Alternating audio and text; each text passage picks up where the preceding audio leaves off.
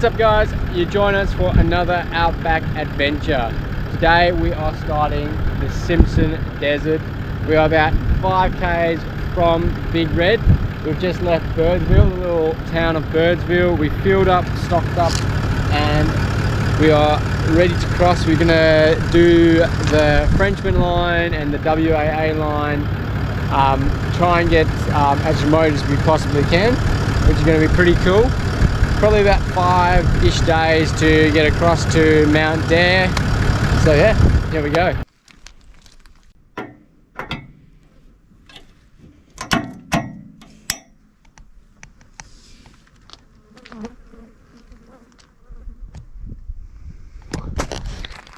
And the flick test. Woo!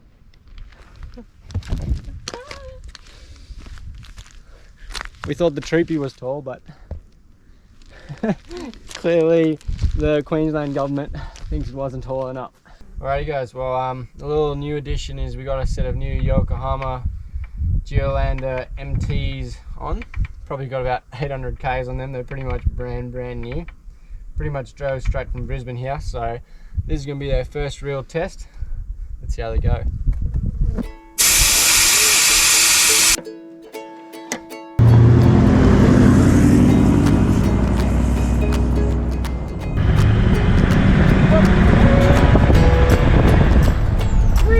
Big Red, here we come. The Simpson Desert, also known as the Mungangiri, is the largest national park in Australia.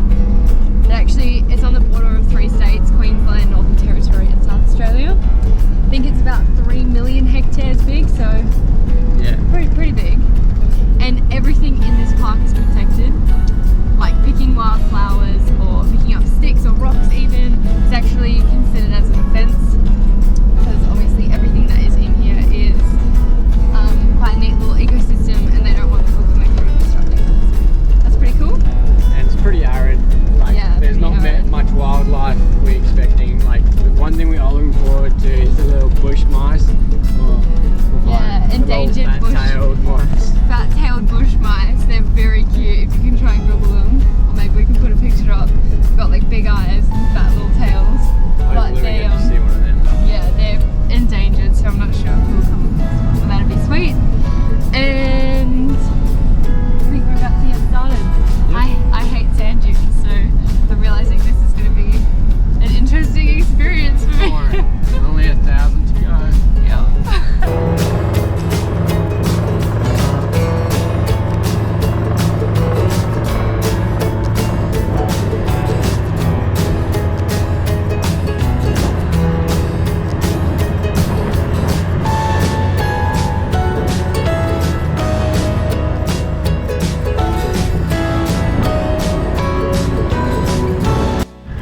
Alrighty guys, well there you have it, our first sand dune, Big Red. We are up first of over 1,000 sand dunes to go. Here we go. It's pretty late, it's about 3 o'clock in the afternoon. We had the idea that if we start later in the afternoon, we should be alone for most of the trip, so that, you know, we'll be between people. You know, most people start in the early morning, so we should be in between everyone. So let's see how we go. Hopefully we'll have this place to ourselves.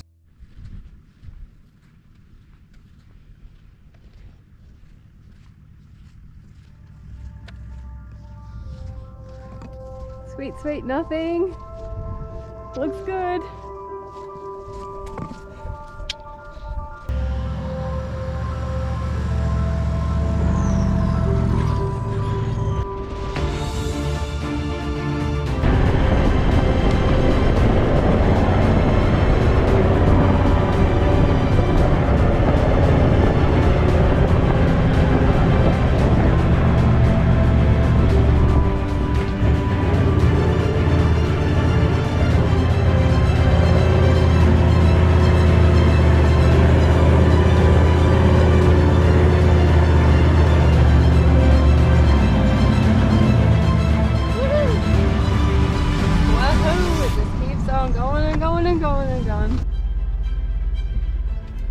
Bunch of lights just came up on the dash.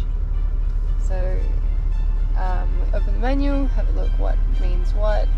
It's definitely something to do with the brakes, but we haven't lost braking yet. Josh is just out the back having a look, see if we can figure out what it is.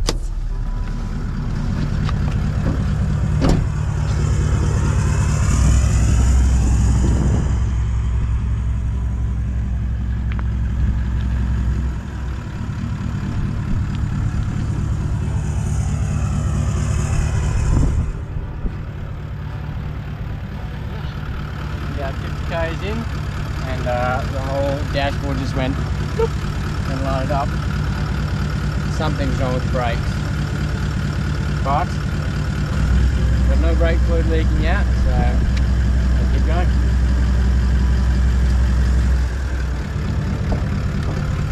It's the sort of things you need when you're in the desert, in the middle of nowhere.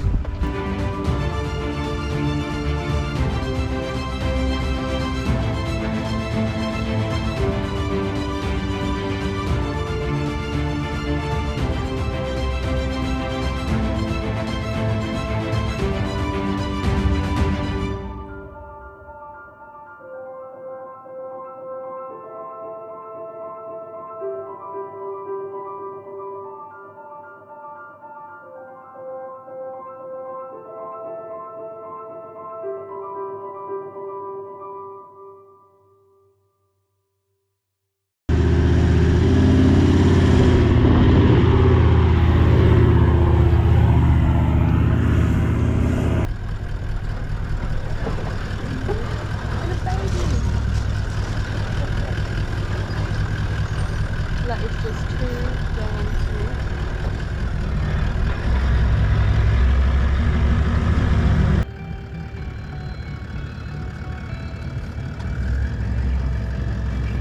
And there it is. We're officially going into the Simpson Desert. You ready? So I have a little suspicion that these massive prints are camel footprints. And I think he even went up this hill, so we'll see what happens when we get to the other side. Amazing.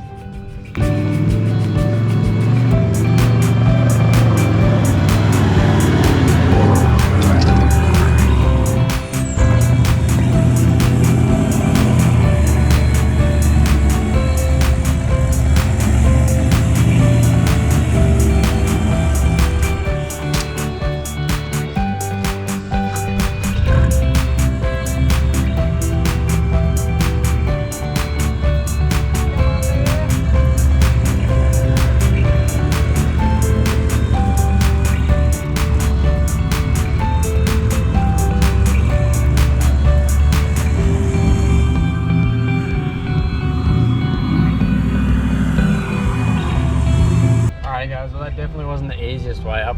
I kind of just wanted to have a bit of fun. There's an easy track up for most people, but that one looked like a bit more fun.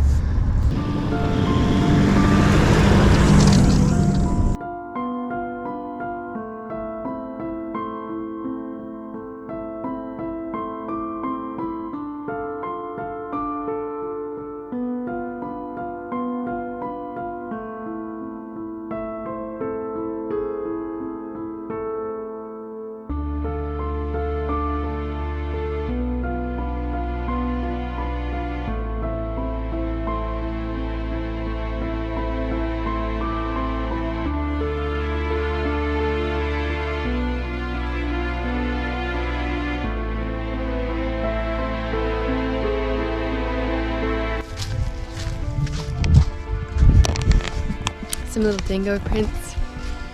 Sweet to see all the different little animals that wander around in the desert. Lots of little spider legs and stuff like that. It's really cool. Anyways, you can see 6 o'clock. This is what the flies are like.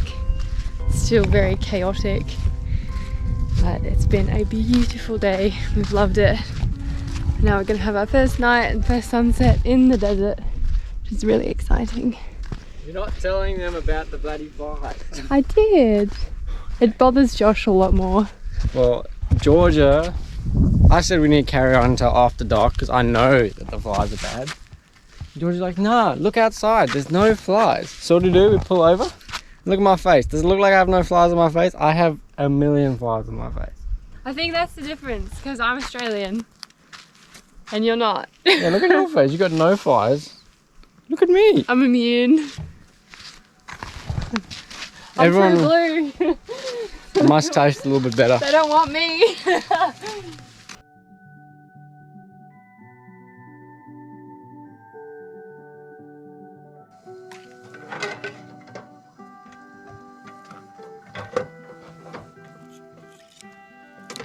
Alrighty guys, well there you have it. George's cooked us up some chicken and vegetable curry, which sounds pretty interesting and hopefully tastes amazing. I'm pretty sure it will.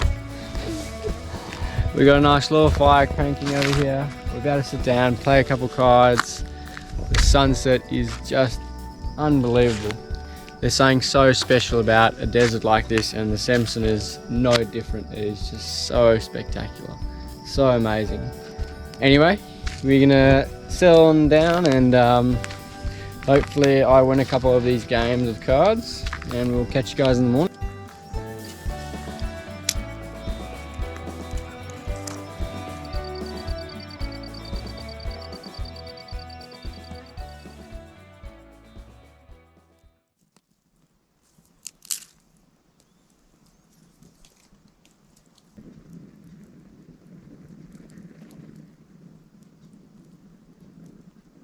Good morning guys, you join us on day 2 here in the Simpson Desert.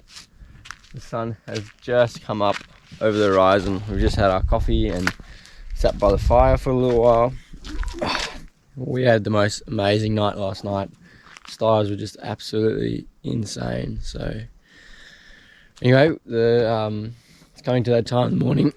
We're getting the first couple of flies coming through, which is a little bit of a sign to kick into gear and get started with the day. We didn't get that far yesterday. We pretty much got about 80-ish k's into the track, and today we should be getting and jumping down onto the French line, which is pretty exciting. And we'll see how we're going for fuel. We might jump down onto the WAA line just to get a bit more remote, just because that's what we're after. You're probably wondering why the engine bay's up. No, it's not because we're having huge mechanical problems. Good little tip is whenever you out here, there's not much animals, but there are mice, and mice love jumping into engine bays just because it's warm, because of the engine heat and stuff from the day, and they start chewing through wires like it's their birthday. So good idea is when you get to camp, first thing to do, chuck the engine bay up, let it cool down as quick as possible, and then you won't get any mice in there, hopefully. I have just disconnected the battery to try and see if we can solve this issue with our brakes. I'm about to get underneath and check if I can see anything. Basically yesterday I just popped the bonnet, checked that there's no fluid running out anywhere, because you know, as long as there's fluid in there, then you're still going to have brakes. But I'll jump under there this morning. We have a bit more of a thorough check and make sure that there's no just broken lines or plugs unplugged by accident. You know, we went through quite a few washouts yesterday and quite a few rutted out sections, so I'm hoping it's just going to be something like that. Anyway, let's get into it. Day 2 on the Simpson.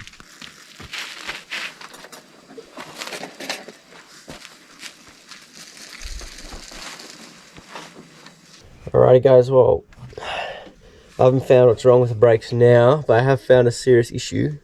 Those that have watched some previous videos might remember that we blew this brake line over here back on our way to Cape York. And I'm just checking through the lines now, and this one on this side is about to burst. And being as smart as I am, I didn't get a spare, just because it was absolutely impossible to even get the one that we did. But it has let me come to a realization of what is causing it, which is quite scary. And it is actually the airbags. The airbags, when I'm under full articulation, are squeezing the brake lines between the actual airbag and this disc protector over here. This plate over here is getting squished between the two, which is pretty damn scary. Alright guys, well here you can see, I don't know if you can really see that, but you can see how this one's already torn over there, the outer shoe, the outer rubber casing. And this is the brand new one that we just put in. This is done like 2,000 Ks. So that's pretty scary. You can see it gets rubbed up between the shoe over there, between that and the airbag under full articulation. So basically what I'm doing now, other than I'm just taping it up so that it's a bit of a wear pad, but I'm also just zip tying downwards. It's probably not great for brake fluid flow, but it's going to stop it from getting squished in between there. I've just got them zip tied down, pulling them down to try and stop the airbags from squeezing them tight. And as soon as we get into Alice Springs, we'll get 2 new ones. And hopefully we don't have one of these burst on us on the way there.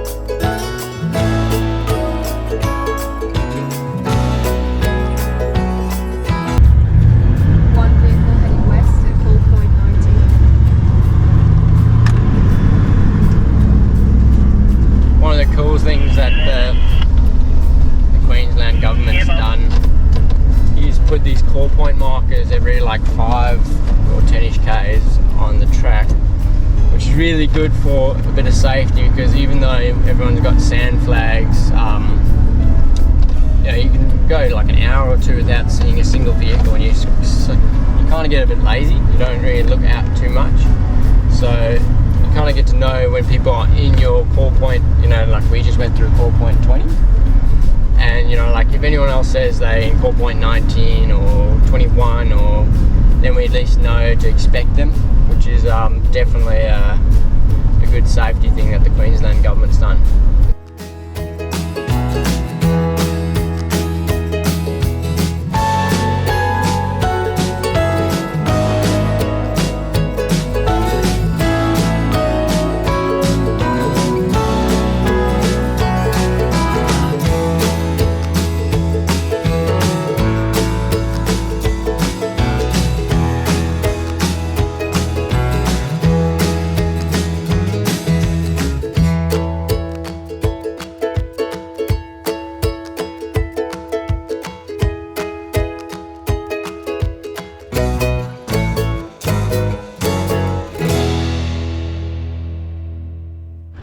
Alrighty guys, we've just stopped over for lunch.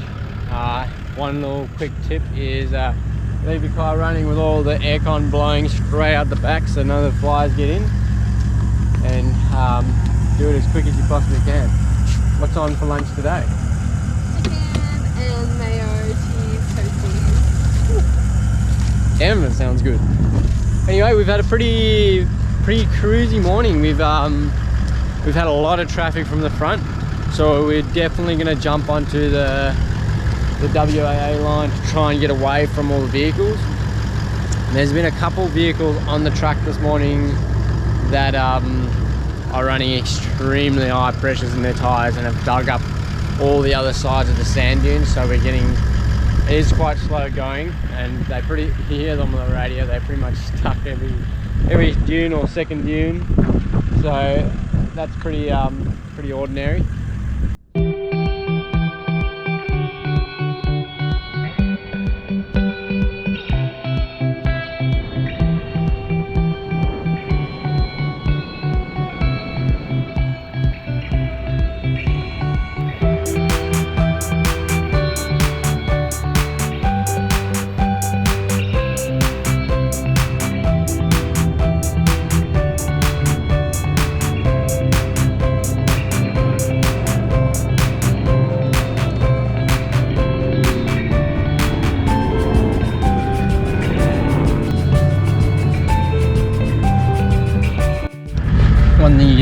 here on the desert. Little lizards that are sunbaking. I'm hoping that I can get this one to stand still for just a second so we can get it on camera for you guys.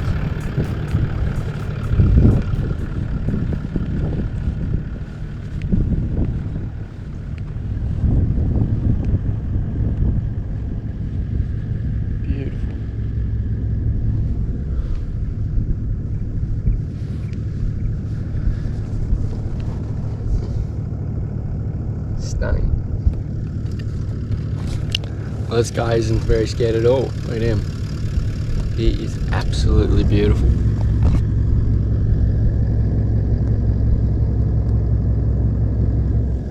But I am going to have to chase him off the track. I do not want to drive over him. Alright, big fella, I'm going to have to take you off.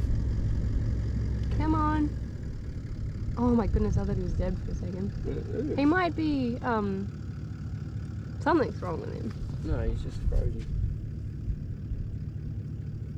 There you go, let him off. Oh. He'll run now. Oh. He'll run. There we go. There we go. He's awake now.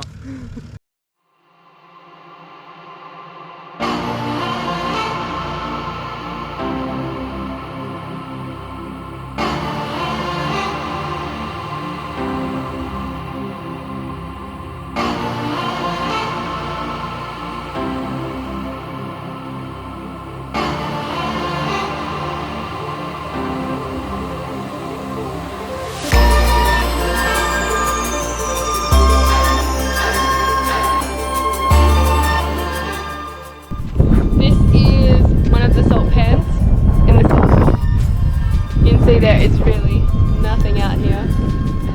With a tiny bit of rain, this just becomes like slop, which you can see all these tracks absolutely like destroyed, basically cars trying to get through. This is pretty much just Poeppel Lake. You can see dingo footprints and some camel footprints, and even the camels slip up when it gets a little bit wet, which is hilarious, but it's amazing. Nothing out here. Whoa! Like That's a hard crazy. crust, like as soon as you go break it, it's literally like That's crazy.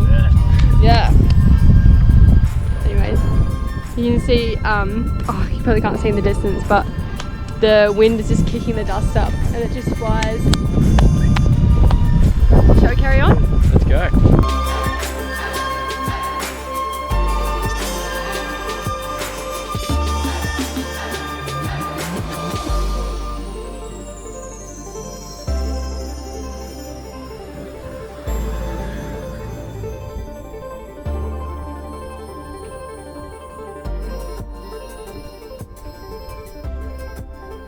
You got it? Yeah.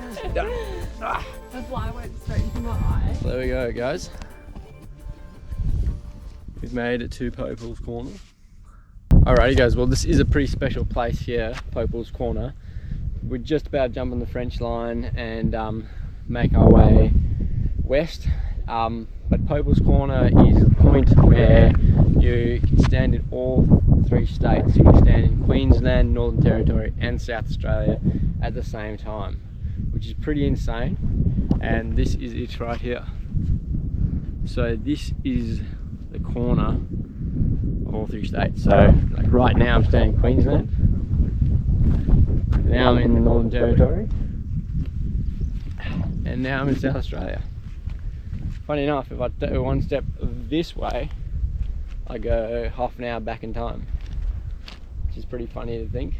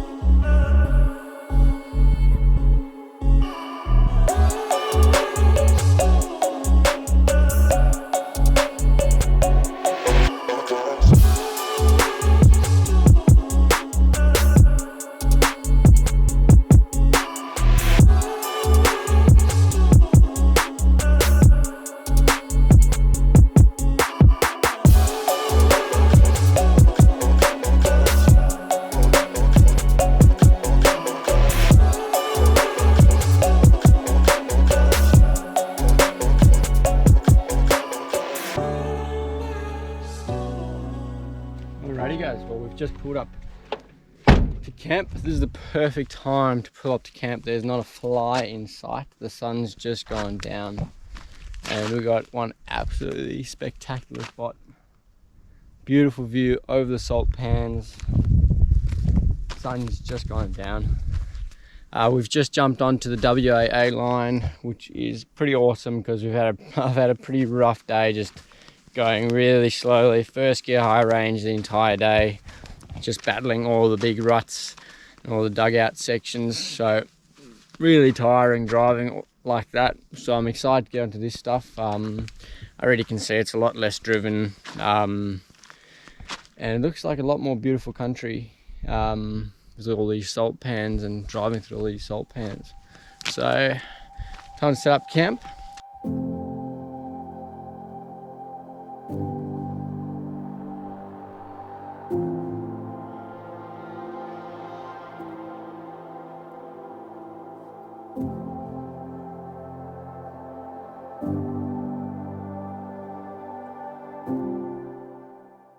Alrighty guys, well tonight on Outback Barbecues we have the replacement chef, the highly unqualified replacement chef, me, and we've got some soup for the chef that has a bellyache, and we have some chicken palmies. So hopefully I don't burn them too badly, because I've been known to burn them to unedible states before. Let's see how we go. Well, that's going on. We've got this insane sunset in the background. How amazing is this place? We've had the most beautiful day just driving through all the sand dunes and everything, but nothing beats the sunset in the outback. Especially in a desert, there's something so special about it, and this is no different. It is such a special place. And I better get back to making sure those don't burn. Ooh, that's boiling over. All right, I'll be back.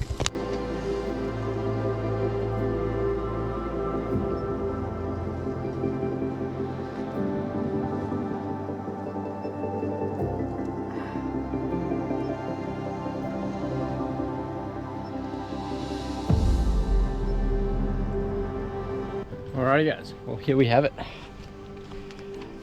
Partially burned chicken palmy and some slightly warmed packet pumpkin soup. Anyway, I've done my job. Food is cooked. That sun has now completely gone down, and another awesome day in the middle of the outback. Anyway, we're gonna eat up, get an early night's rest, and we'll catch you guys in the morning.